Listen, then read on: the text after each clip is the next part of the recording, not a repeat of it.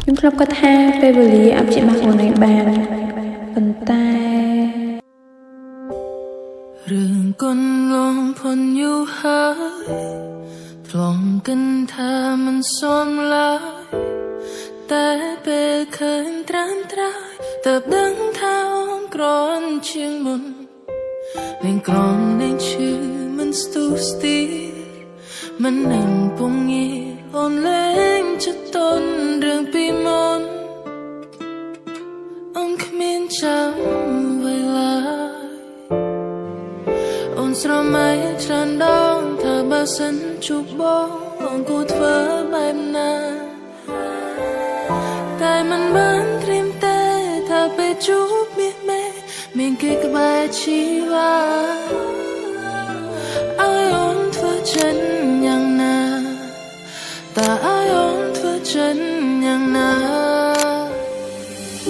ក៏ប៉ុន្តែអូននៅយកសំឃើញបងរាល់ថ្ងៃក៏ប៉ុន្តែអូននៅតុងរូបថតពេញទូសំដី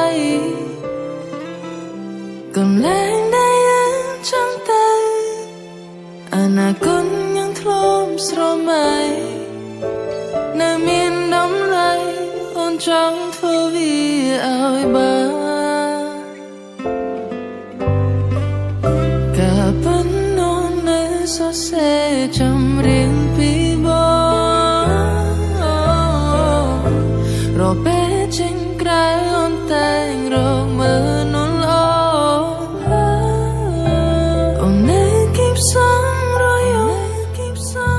បងរឿងលជូនបងហេតុអ្វីអូនសាំមកពេលឃើញបងមានអ្នកថ្មី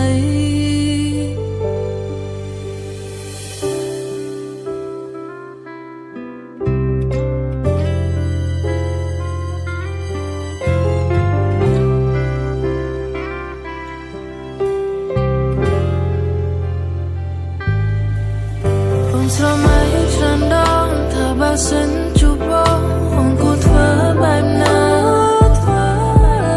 តែមិនបានគិតទេថាពេលជួបមានគេក្បែរជីវ៉ាឲ្យអូនធ្វើចិនយ៉ាងណាតើឲ្យអូនធ្វើចិនយ៉ាងណា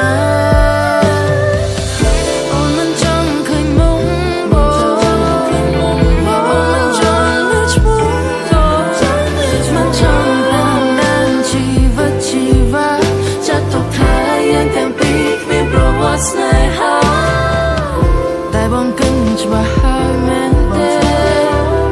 បងសម្រេចចិនហើយមែនទេហេតុអ្វីអ្នកនោះគឺគេមិនមែនជា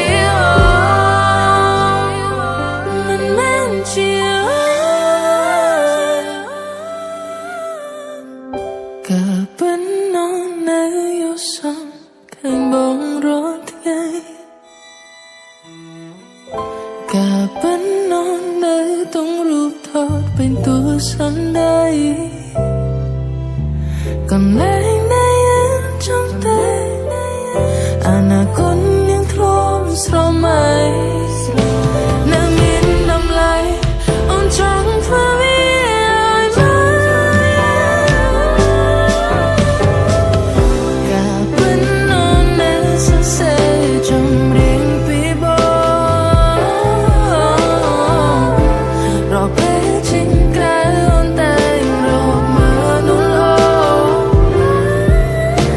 អូននៅគិតសំរយបងរឿងជូនបងហេតុអ្វីអូនសាំមកពេលឃើញបងមានអ្នកថ្មី